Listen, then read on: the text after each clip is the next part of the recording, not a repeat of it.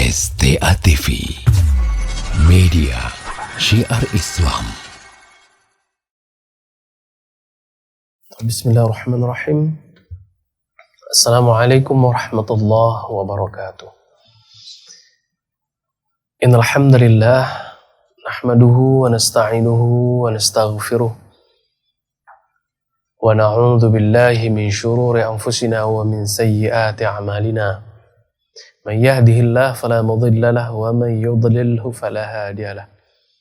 Asyhadu an la ilaha illallah wa asyhadu anna Muhammadan 'abduhu wa rasuluhu la nabiyya wa la rasula ba'dah.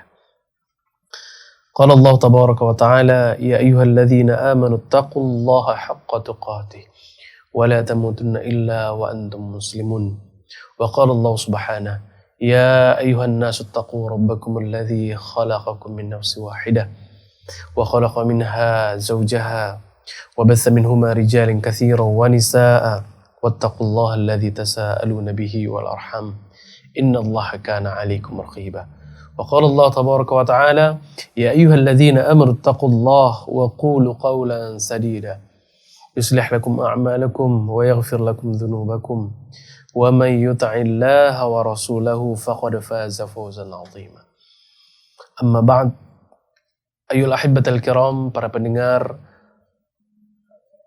Syiar Tauhid Aceh TV, juga jaringan yang lain yang bisa menjangkau siaran Syiar Tauhid. Mudah-mudahan dimanapun antum berada, Allah Subhanahu wa Ta'ala senantiasa memberikan kenikmatannya yang tiada henti-hentinya, yang tiada putus-putusnya kepada kita semuanya.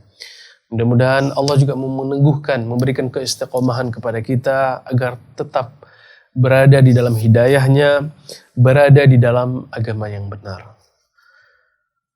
Baik para pendengar, ikhwan fiddin, azani Allah wa iyyakum jami'an. Alhamdulillah, ya, senang sekali rasanya kita bisa bertemu kembali dalam sebuah majelis ilmu.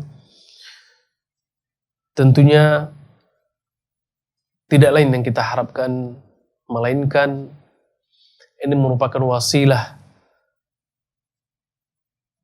agar kita lebih mendekatkan diri kepada Allah Jalla Jalaluhu.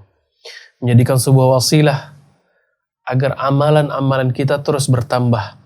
Semakin hari, semakin waktu ke waktu, amalan soleh kita, bekal kehidupan kita semakin bertambah. Yang nantinya akan kita pakai ketika di hari yang tidak akan berguna lagi sebuah amalan yang kita lakukan di dunia ini, kecuali amalan-amalan soleh. Tapi ikhwan fiddin rahimani wa rahimakumullah, alhamdulillah kita masih membahas tentang sebuah kitab Hisnul Muslim, kitab kecil akan tetapi begitu besar manfaatnya, ya. Kitab yang menjelaskan tentang aktivitas keseharian kita, yang mengingatkan kita bahwa kehidupan kita tersebut tidak terlepas dari yang namanya berzikir kepada Allah Tabaraka wa Ta'ala. Tidak terlepas dari yang namanya berzikir kepada Allah Tabaraka wa Ta'ala.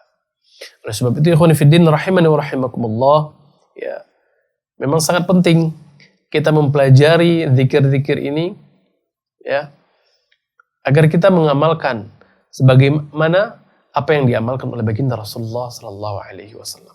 Alhamdulillah, ya, kita telah masuk ke dalam beberapa bab. Tentunya semuanya ini adalah kemudahan yang diberikan oleh Allah Subhanahu wa Ta'ala. Dan insyaallah pada kesempatan kali ini kita akan membahas tentang sebuah doa, ya, di kitab Hisnul Muslim. Kalau bagi kaum muslimin yang memiliki kitab Hisnul Muslim, ya, boleh melihat bab ke-41 dari kitab Hisnul Muslim. Doa disebutkan oleh mu'allif rahimahullah tentang apa? Doa yang bisa kita baca agar hutang yang kita miliki itu bisa dimudahkan oleh Allah Subhanahu wa Ta'ala untuk melunasinya, ya. Itu doa agar kita dapat melunasi hutang-hutang kita. Ini merupakan bab jamaah sekalian yang sangat penting, ya. Bab yang berkaitan tentang sebuah kewajiban seorang muslim yang harus dia tunaikan. Bahkan sebelum dia ajal menjemputnya, ini suatu hal yang harus kita penuhi, yaitu perkara hutang.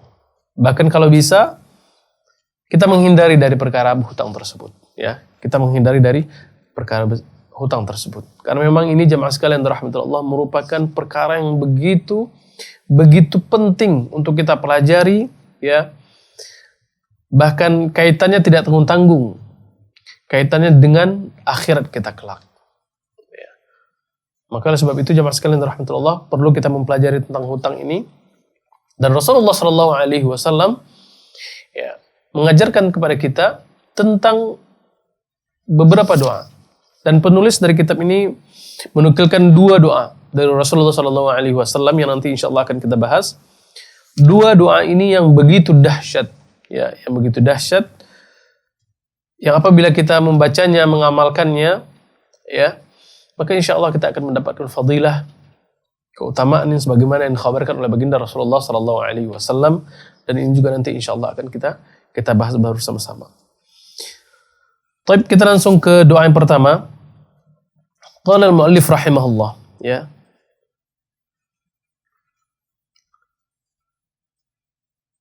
Penulis rahimahullah menjelaskan tentang hadis pertama ataupun doa pertama di dalam bab doa agar dapat melunasi hutang. Penulis menyebutkan Allahumma kfini bihalalika an haramik waghnini bifadlika amman siwak. Ya, kita baca sekali lagi, kemudian kita terjemahkan. Allahumma kfini bihalalika an haramik wa aghnini bifadlika amman siwak. Hadis yang mulia ini merupakan hadis yang diriwayatkan dari sahabat Ali radhiyallahu taala diriwayatkan oleh Al-Imam At-Tirmidzi rahimahullah dari sahabat Ali bin Abi Thalib radhiyallahu taala anhu. Naam.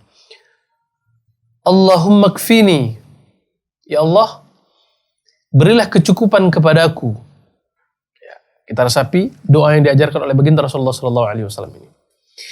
Ya Allah, berilah kecukupan kepadaku bihalalik, dengan rezekimu yang halal, an haramik, dari rezeki-rezeki yang engkau haramkan. Ya, artinya kita memohon agar Allah memudahkan rezeki yang halal bagi kita dan dijauhkan daripada rezeki-rezeki yang haram. Wa aghnini bifadlika amman siwak. Ya Allah, berilah kekayaan kepadaku dengan keutamaan-keutamaanmu amman siwak, sehingga aku tidak perlu meminta kepada selainmu. Ya. Ini menjelaskan tentang bagaimana, ya, akidah kita, keyakinan kita bahwa tempat meminta tidak lain tidak bukan adalah Allah Subhanahu wa taala. Di dalam salat terus kita mengulang dalam bacaan kita, iyyaka na'budu wa iyyaka nasta'in. Hanya kepadamu ya Rabb kami menyembah dan hanya kepadamu kita mohon perlindungan. Segala apapun yang kita butuhkan, mintanya sama Allah, tidak kepada yang lainnya. Dari doa yang mulia ini pula jemaah sekalian dirahmati Allah, Rasulullah SAW mengajarkan kepada kita bahwa pentingnya kita meminta sesuatu yang baik kepada Allah Subhanahu wa taala dan meminta agar dijauhkan dari sesuatu yang tidak baik. Di antaranya adalah perkara rezeki. Betapa banyak orang-orang yang sekarang ini kita melihat bahwa ketika mereka dihadapkan dengan sebuah kemewahan, sebuah kekayaan, ataupun fitnah dunia, yang mungkin sering kita sebutkan, mereka seakan-akan silau akan kemewahan tersebut.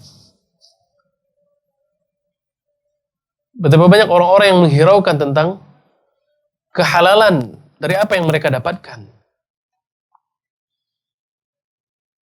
Asal apa yang sudah mereka inginkan tercapai, mereka akan melakukan berbagai cara.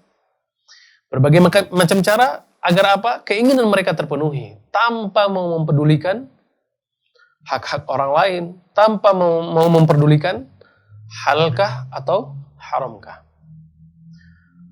Makanya seorang muslim, ikhwan fillah rahimani wa rahimakumullah, dalam keadaan bagaimanapun, terhimpit pun, kesusahan pun, kita tetap memohon kepada Allah Subhanahu wa taala agar Allah memudahkan rezeki yang halal bagi kita.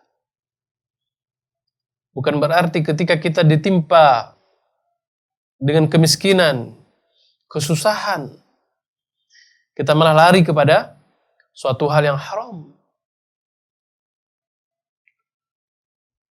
Karena syaitan terus membisikkan kepada kita bahwa sesuatu yang haram itu adalah sesuatu yang mudah untuk kita dapatkan. Sesuatu yang indah.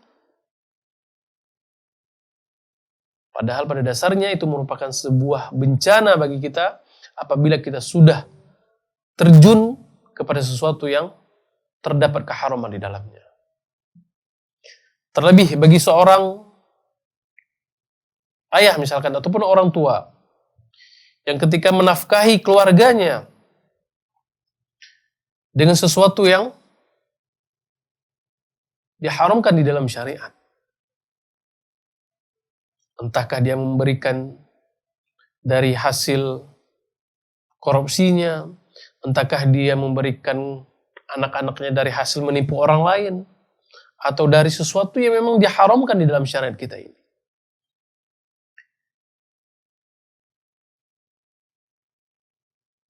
Makanya Rasulullah SAW mengajarkan doa ini, ya, Allahumma kfini bihalalika an haram. Ya Allah, berilah rasa kecukupan kepadaku dengan sesuatu yang halal. Orang-orang kadang ketika mendapatkan rezeki, ya, walaupun banyak, tetapi mereka tidak merasa cukup akan hal tersebut. Gak puas.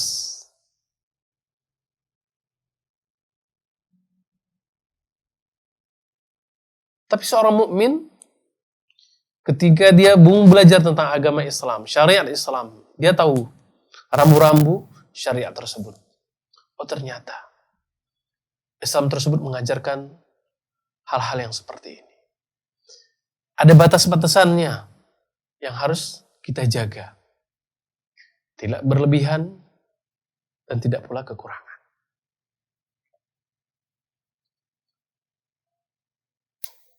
Ketika Allah Subhanahu wa taala memberikan rasa kecukupan kepada kita seorang muslim, maka itu sungguh merupakan sebuah kenikmatan yang begitu besar yang Allah telah anugerahkan kepada kita. Kan banyak kita lihat orang-orang yang kalau kita melihat mewah, kehidupannya, rumahnya besar, kendaraannya bagus, subhanallah. Tapi apa? Mereka masih merasakan kekurangan. Karena tidak ditanamkan oleh Allah Subhanahu wa taala pada diri mereka apa? Rasa kecukupan. Sehingga apa yang mereka lakukan?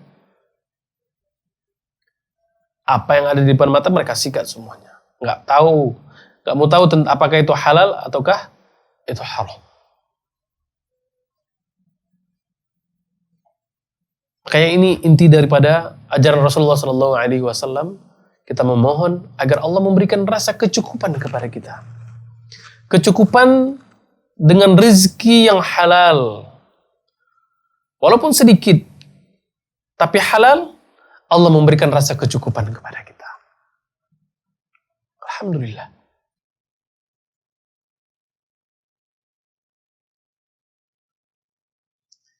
Allahumma kfini bihalalika an haramik. Ya Allah, berilah kecukupan kepadaku dengan sesuatu yang halal ini dari sesuatu yang haram. Kita menghindar dari sesuatu yang haram. Waghnini bifadlika amman siwak. Ya Allah, kemudian berikan kepadaku ya Rabb kekayaan dengan keutamaanmu. Sehingga apa? Kita tidak perlu lagi meminta kepada selain Allah. Termasuk di dalamnya adalah ketika Allah Subhanahu wa taala memberikan rasa kecukupan kepada kita dengan sesuatu yang halal, memberikan sesuatu kekayaan kepada kita dengan sesuatu yang halal, dengan keutamaan Allah Subhanahu wa taala, sehingga apa? Kita tidak perlu lagi meminta kepada orang lain. Kita tidak perlu lagi berhutang kepada orang lain. Nah, ini doa yang diajarkan oleh Rasulullah sallallahu alaihi wasallam. Agar kita merasa cukup, kemudian kita tidak merasa harus berhutang kepada orang lain.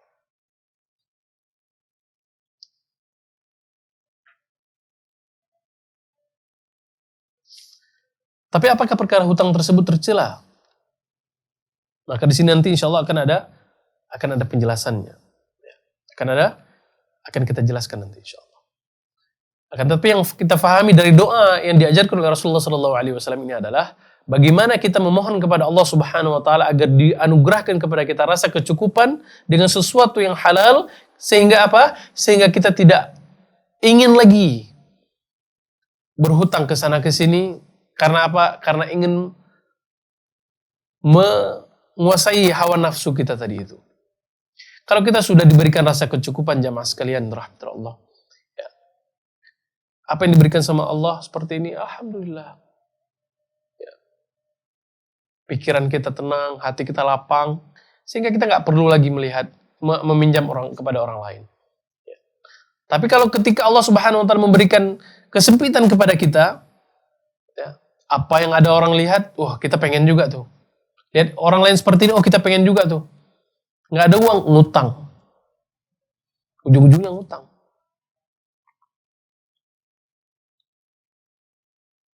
Padahal dia tidak terlalu butuh terhadap sesuatu itu. Tapi karena Allah tidak tanamkan, berikan, anugerahkan kepada dirinya rasa kecukupan, akhirnya dia berhutang. Padahal dia belum butuh mobil misalkan. Tapi lihat teman-temannya udah pada bawa mobil semua, dia mau ngutang. Bela-belain mau ngutang. Dia padahal belum butuh handphone misalkan yang mewah, yang RAM-nya tinggi misalkan. Karena mungkin dia hanya perlu sebagai WhatsApp saja sudah cukup. Tapi karena dia melihat teman-temannya, orang-orang sekitarnya memakai handphone yang mewah, ya, akhirnya apa? Dia bela-belain untuk ngutang. Agar bisa pakai seperti apa yang dipakai oleh orang-orang di sekitarnya. Padahal dia belum butuh. Nah, dari inilah kita memohon agar Allah Subhanahu Wa Taala menjauhkan kita darinya. Diberikan rasa kecukupan, sehingga kita tidak perlu lagi pinjam sana, pinjam sini, ngutang sana, ngutang sini. Ini yang bisa kita amalkan. Doa yang diajarkan oleh Rasulullah sallallahu alaihi wasallam. Allahumma kfini bihalalika an haramik wa aghnini bifadlika amman siwak. Tapi kemudian yang kedua disebutkan oleh muallif rahimahullah, penulis rahimahullah, Allahumma inni a'udzubika minal hammi wal hazan. Ya Allah, aku memohon kepadamu, aku berlindung kepadamu dari sifat hammi wal hazan, dari sifat keluh kesah dan juga sifat sedih, huzn, wal ajzi wal kasali, dan juga sifat kelemahan, begitu pula sifat kemalasan, wal bukhli wal jubni, dan aku berlindung kepadamu ya Rabb agar dijauhkan dari sifat-sifat kebakhilan, itu sifat-sifat tidak mau memberi sesama, membagi, wal jubni, dan juga sifat penakut.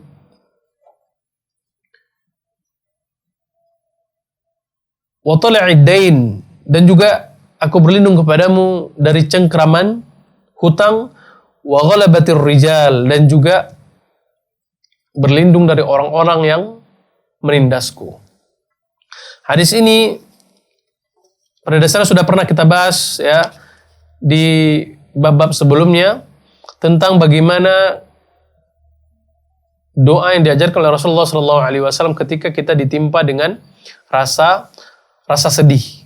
Nah, Rasulullah mengajarkan doa seperti ini, dan penulis rahimahullah juga menukilkan dari riwayat hadis Rasulullah SAW ini.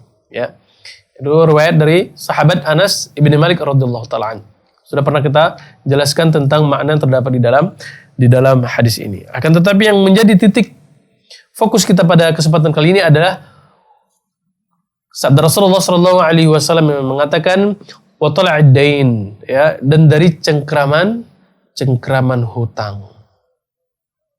Kita memohon kepada Allah Subhanahu wa taala agar kita dijauhkan dari cengkraman hutang. Sahabat Ibnu Abbas radhiyallahu taala menyebutkan bahwa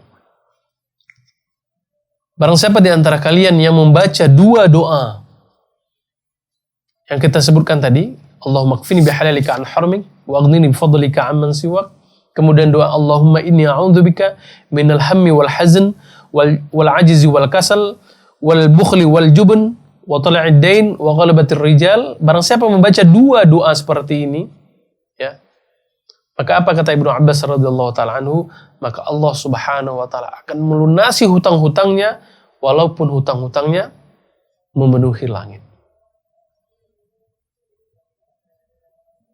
Subhanallah. Tentunya jemaah sekalian dirahmatillah, ini bukan berarti anjuran kepada kita agar kita berhutang kemudian kita membaca doa ini, enggak. Akan tetapi ini adalah doa bagi kita yang pertama agar kita diberikan rasa kecukupan sehingga kita nggak butuh yang namanya hutang. Nggak butuh yang namanya hutang. Kemudian maksudnya adalah agar ketika Allah Subhanahu wa taala mentakdirkan kita berhutang, ya, maka ketika kita membaca doa yang diajarkan oleh Rasulullah SAW ini, kita berharap apa? Agar Allah Subhanahu wa taala memberikan kemudahan kepada kita untuk melunasi hutang-hutang kita tersebut. Ini yang disebutkan ataupun yang dimaksudkan oleh Ibnu Abbas radhiyallahu taala.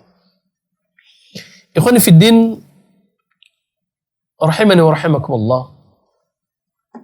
Ini merupakan dua doa yang diajarkan oleh Rasulullah SAW ya terkait tentang perkara hutang.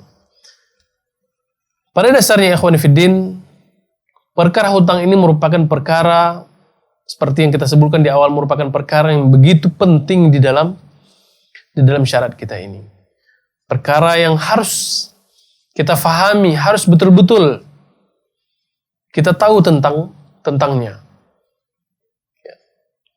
Di dalam Islam, pada dasarnya seorang muslim tidak dibenarkan untuk berhutang kecuali yang pertama karena dia tertekan.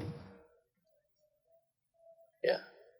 Karena dia tertekan. Artinya nggak ada tempat lain. Mau nggak mau memang harus dia berhutang. Maka dalam keadaan seperti ini dia boleh berhutang.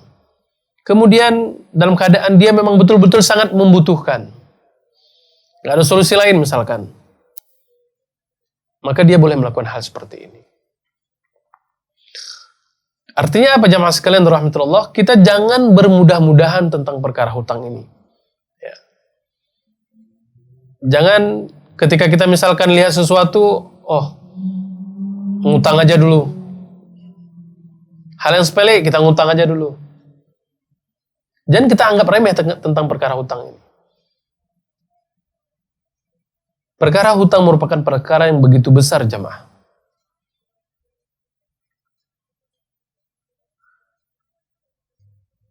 Bahkan Al-Imam Al-Zahabi dalam kitab beliau Al-Kabair memasukkan perkara hutang ini merupakan di antara dosa-dosa yang besar.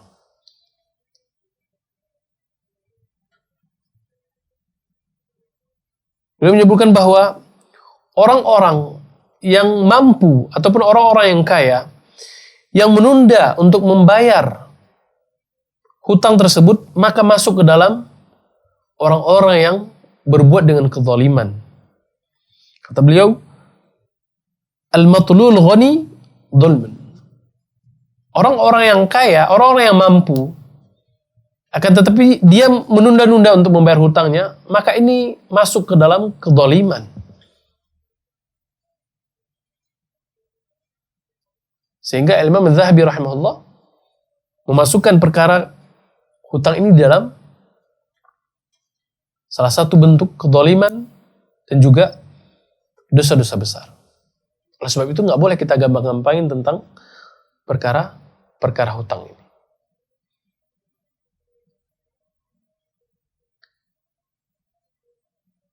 Pada dasarnya orang yang berhutang adalah orang-orang yang betul-betul membutuhkan, terdesak. Tapi zaman sekarang ini kenyataannya berbeda. Orang semakin kaya bahkan apa? Semakin banyak hutangnya. Semakin banyak harta dia, bahkan semakin banyak pula hutangnya. Padahal kekayaan yang ada pada dirinya tersebut sudah mencukupi. Tapi masih saja berhutang. Karena mungkin dia menganggap suatu hal yang sepele tentang perkara hutang ini. Jamaah sekalian dirahmati Allah, kalaupun kita terpaksa untuk berhutang, nggak ada cara lain, maka kita harus ingat satu hal tentang sabda Rasulullah SAW yang mengatakan bahwa barang siapa yang berhutang dengan niat akan membayarnya, maka Allah Subhanahu wa Ta'ala akan mudahkan baginya untuk membayarnya. Begitu pula sebaliknya, barang siapa yang berhutang tapi dengan niat tidak membayarnya, maka Allah Subhanahu wa Ta'ala juga akan menyulitkan baginya untuk melunasi hutang-hutangnya tersebut. Ya. Maka seorang muslim kalau memang betul-betul terpaksa mau berhutang, maka niatkan dalam hati, ya Allah berilah kemudahan kepadaku untuk membayar hutangku nanti. Dan amalkan doa yang diajarkan oleh Rasulullah Sallallahu Alaihi Wasallam ini. Nah, kaum muslimin yang dirahmati Allah, terkait perkara hutang ini, Rasulullah Sallallahu Alaihi Wasallam memperingati umatnya, bahkan sampai beliau bersumpah menyebutkan walladzi nafsi biyadi, demi zat yang jiwaku berada di tangannya, kata Rasulullah Sallallahu Alaihi Wasallam. Kalau ada di antara seseorang, di antara kalian yang mati syahid, kemudian dihidupkan, kemudian dia mati lagi, kemudian dihidupkan lagi, kemudian mati syahid lagi, kemudian dihidup lagi. Ya. Maka apa kata Rasulullah SAW? Maka sungguh dia tidak akan diterima ruhnya sampai hutangnya terselesaikan. Kita ketahui jamaah sekalian rahmatullah, bagaimana keutamaan orang-orang yang mati syahid. Ya. Bagaimana keutamaan orang-orang yang mati syahid. Akan tetapi Rasulullah SAW mengkabarkan bahwa orang yang mati syahid pun, walaupun mati syahidnya 3 kali, udah mati syahid, hidup lagi, mati syahid lagi, hidup lagi, mati syahid lagi. Walaupun orang dalam keadaan seperti ini, tetapi apa? Dia memiliki hutang ketika dia hidup. Maka Rasulullah SAW mengatakan, Allah tidak akan menerima ruhnya. Kama qala sallallahu alaihi wasallam. Maka ini merupakan perkara yang berat, jemaah. Perkara yang berat. Jangan bergampang-gampangan bagi kita untuk berhutang. Kalau tidak terlalu butuh, tidak terlalu darurat, maka tahan diri kita. Mohon kepada Allah Subhanahu wa Ta'ala agar diberikan rasa kecukupan kepada diri kita. Nah, doa yang dinukilkan oleh muallif rahimahullah tadi, ya, itu juga mengajarkan kepada kita bahwa ketika kita berdoa kepada Allah Subhanahu wa Ta'ala, seperti salah satu contohnya tadi, Allahumma kfini bihalalika an haramik wa aghnini bifadlika amman siwak. Ya. Kita tidak hanya terfokus di dalam doa kita saja, enggak. Artinya ketika selesai sholat kita berdoa, udah. Kita berdoa, kita tawakal istilahnya, berserah diri kepada Allah Subhanahu wa Ta'ala. Enggak cukup di situ, jemaah. kita juga lebih ditekankan kepada ikhtiar kita, usaha kita. Gak cuman ketika kita berdoa ya sudah kita berdiam diri. Kita menunggu balasan doa kita kepada Allah Subhanahu wa taala. Enggak seperti itu. Ini merupakan satu hal yang keliru. Kita berdoa udah selesai. Selesai sholat, kita berdoa, ya Allah, lunasi hutang saya, udah. Kita malas-malasan. Makanya di dalam doa tadi, doa yang kedua, kita setelah meminta agar Allah menjauhkan kita dari sifat malas, agar kita dijauhkan dari sifat bakhil, dengki, dan seterusnya, kita juga diberikan berdoa kepada Allah Subhanahu wa taala agar dijauhkan dari yang namanya tadi apa? Cengkraman hutang. Jadi artinya adalah kita nggak bisa ketika kita berdoa kepada Allah Subhanahu wa taala agar hutang kita dilunasi terus kita malas-malasan, nggak bisa. Kita harus melakukan ikhtiar. Kita harus melakukan usaha.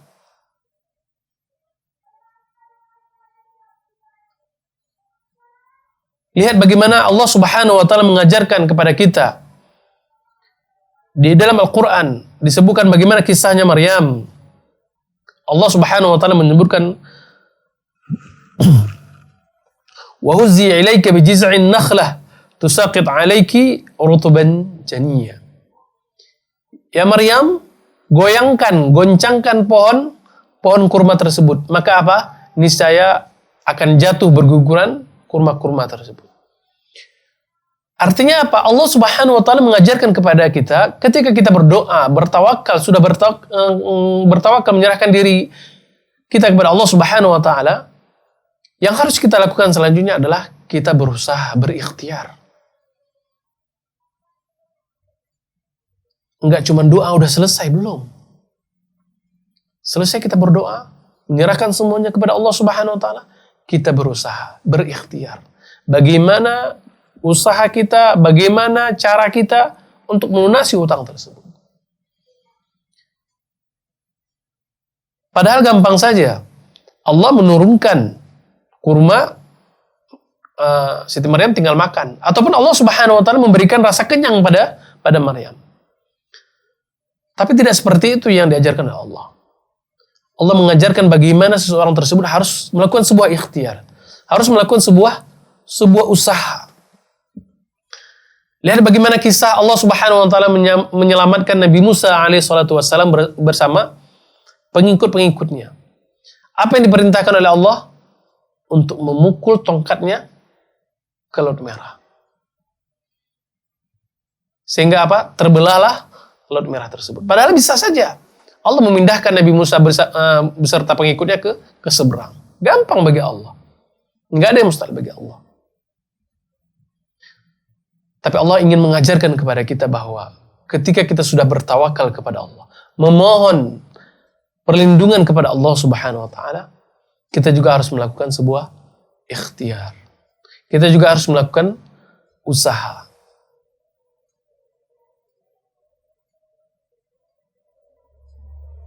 Bagaimana Nabi Ismail alaihissalatu wassalam ketika menghentakkan kakinya sehingga timbullah mata air Zam-Zam. Padahal bisa saja Allah Subhanahu wa taala memberikan ataupun mengeluarkan mata air dengan sendirinya. Tapi Allah mengajarkan kepada kita tentang sebuah usaha. Sebuah usaha yang harus kita lakukan. Ikhtiar dari apa yang kita doakan kepada Allah Subhanahu wa taala. Jadi jangan kita menganggap ini doanya dari Rasulullah sallallahu alaihi wasallam. Yaudah kita berdoa, khusyuk, kita bertawakal, serahkan semuanya kepada Allah. Ketika kita sudah berutang, udah kita doa sehari suntuk. Dari pagi sampai pagi lagi kita doa kepada Allah tanpa melakukan usaha. Nah, ini nggak benar.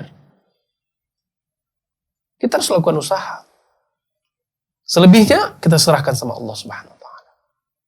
Kita yakin Allah Subhanahu wa taala akan memudahkan urusan kita.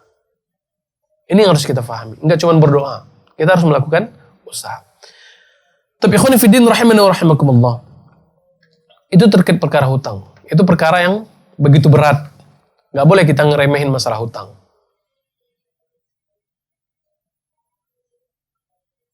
Kemudian jemaah sekalian rahmati Allah, di sana ada beberapa keutamaan. Keutamaan bagi orang-orang yang memberikan hutang. Kalau tadi peringatan kepada kita agar sebisa mungkin kalau bisa nggak berhutang, itu lebih baik. Sebisa mungkin kita menghindari hutang. Kadang-kadang kan kita, pada dasarnya kita mampu sebenarnya untuk beli sesuatu tersebut. Uang ada, kemampuan itu ada, tapi kita lebih memilih hutang. Dan itu banyak jemaah. Nah yang seperti ini yang nggak boleh kita lakukan. Kalau kita mampu untuk membeli, kita butuh, terus kita ada kemampuan, maka beli. Itu lebih baik. Kita nggak ada kaitan dengan hutang. Kalaupun Allah Subhanahu Wa Taala mentakdirkan nyawa kita dicabut, kita nggak ada sangkut paut apa-apa. Terkadang jemaah sekalian rahmatullah, di antara kita ada yang berhutang, tapi dia tidak memberitahu kepada keluarganya. Dia berhutang, tapi anggota keluarganya tidak tahu. Nah ini merupakan perkara yang begitu bahaya sebenarnya. Karena kenapa? Ketika kita berhutang, keluarga kita nggak tahu, terus qadarullah kita dicabut nyawanya oleh Allah Subhanahu Wa Taala, maka apa? Ruh kita akan terkatung-katung. Keluarga kita nggak tahu bahwasanya kita ada hutang. Makanya kalau ada hutang, ngabarin keluarga kita. Dan kalau lebih baik lagi, kita nggak usah berhutang. Kalau ada kemampuan, beli cash. Itu lebih baik. Kemudian jemaah sekalian rahmatullah, di sana juga ada keutamaan tentang orang-orang yang memberikan hutang. Jadi tadi adalah bagi orang-orang yang berhutang, sekarang orang-orang yang memberikan hutang. Hadis Rasulullah sallallahu alaihi wasallam diriwayatkan dari sahabat Abu Hurairah radhiyallahu taala an. Rasulullah sallallahu alaihi wasallam mengatakan, "Man nafasa an mu'minin qurbatan min qurbad dunya, nafasahu Allah anhu qurbatan min qurbal akhirah." Barang siapa, kata Rasulullah sallallahu alaihi wasallam, yang meringankan seorang muslim, seorang mukmin dari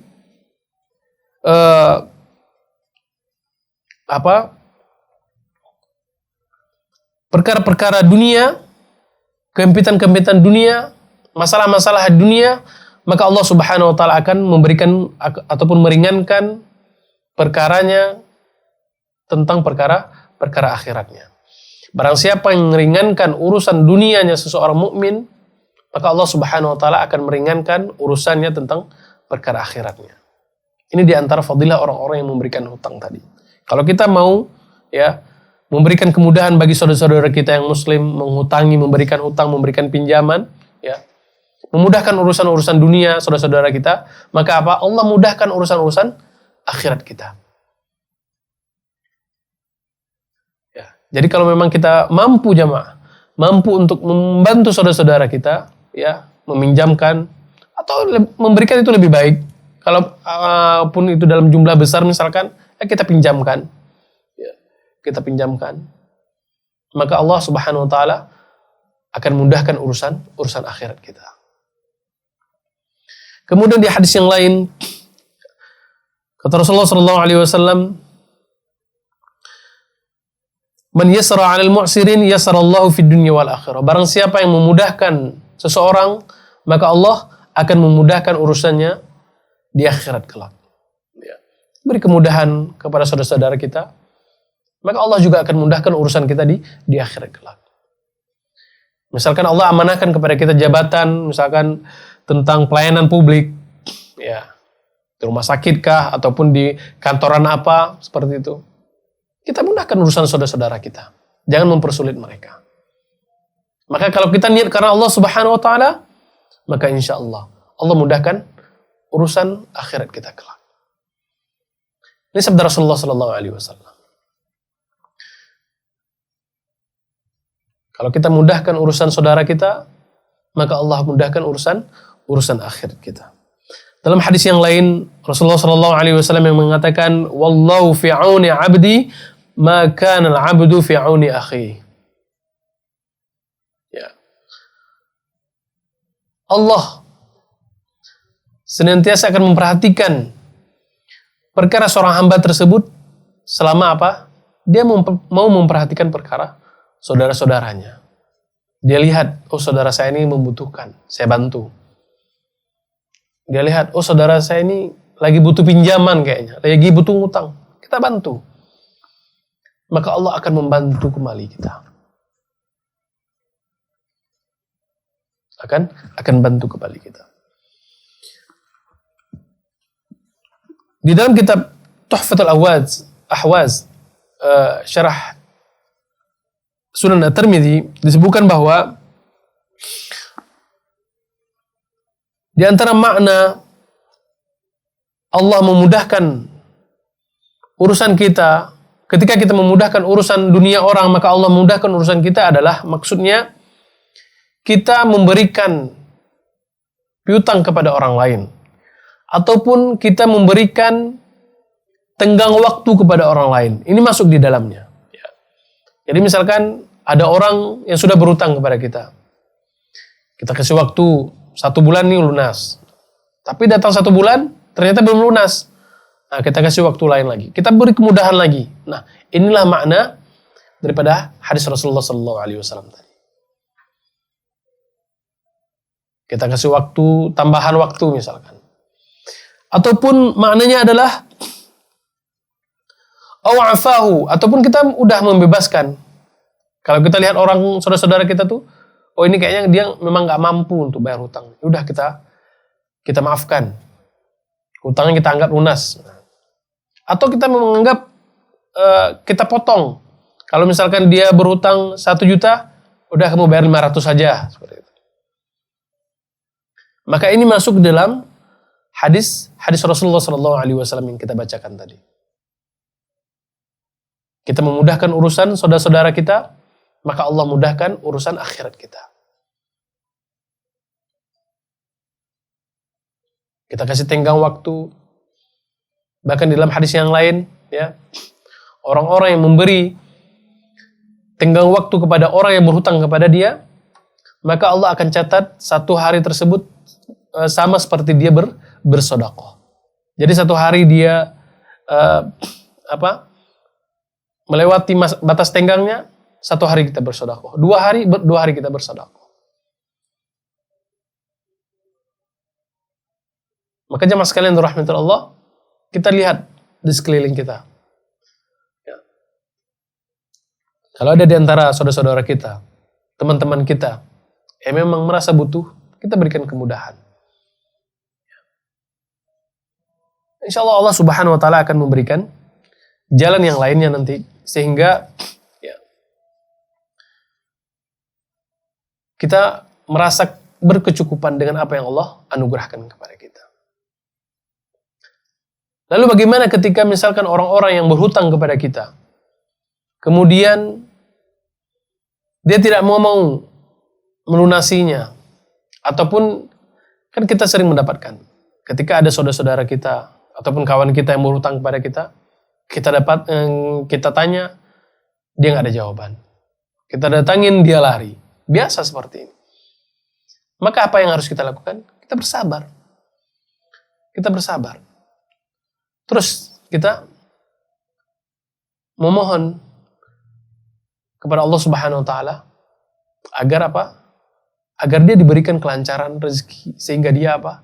Memudahkan untuk membayar hutang-hutangnya.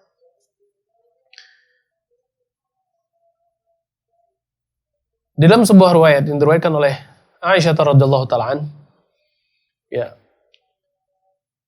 Rasulullah SAW mengajarkan bahwa hendaknya kita berbuat kebaikan ketika kita mengambil hak kita, walaupun orang tersebut tidak memberikan hak kita tersebut. Artinya kita tidak boleh, walaupun itu merupakan hak kita nggak boleh memaksanya dengan paksaan yang keras. Tetap harus dengan cara lembut.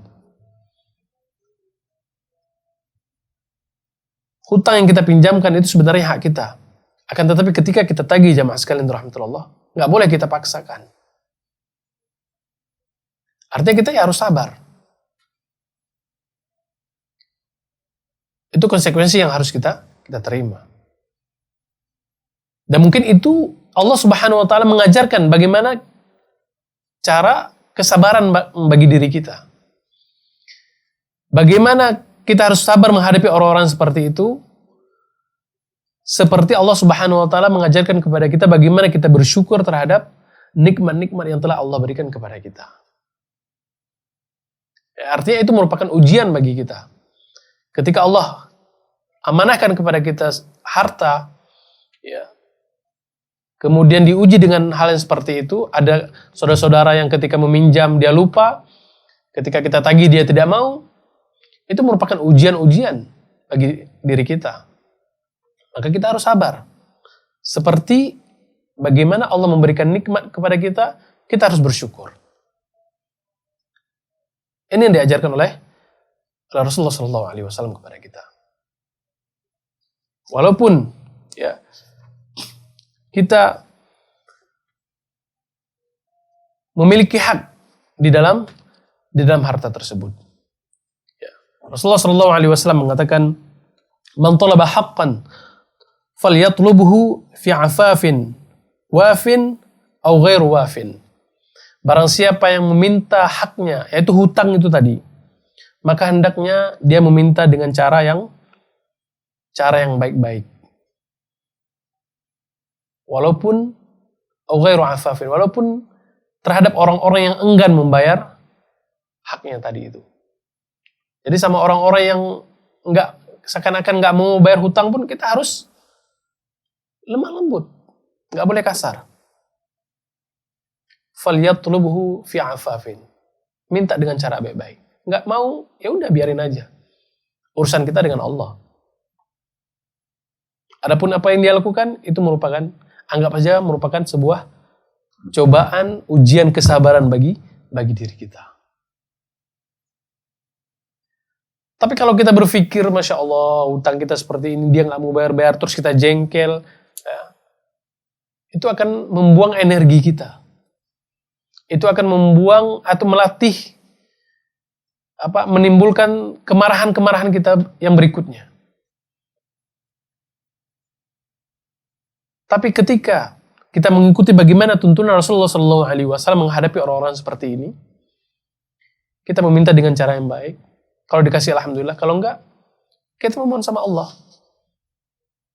Agar dilembutkan hatinya, agar dimudahkan rezekinya, sehingga dia diberikan kemudahan dalam membayar hutangnya. Maka ini yang diajarkan oleh Rasulullah SAW. Rasulullah SAW juga menyebutkan di dalam hadis yang lain, "Qud haqqaka fi afafin wafin."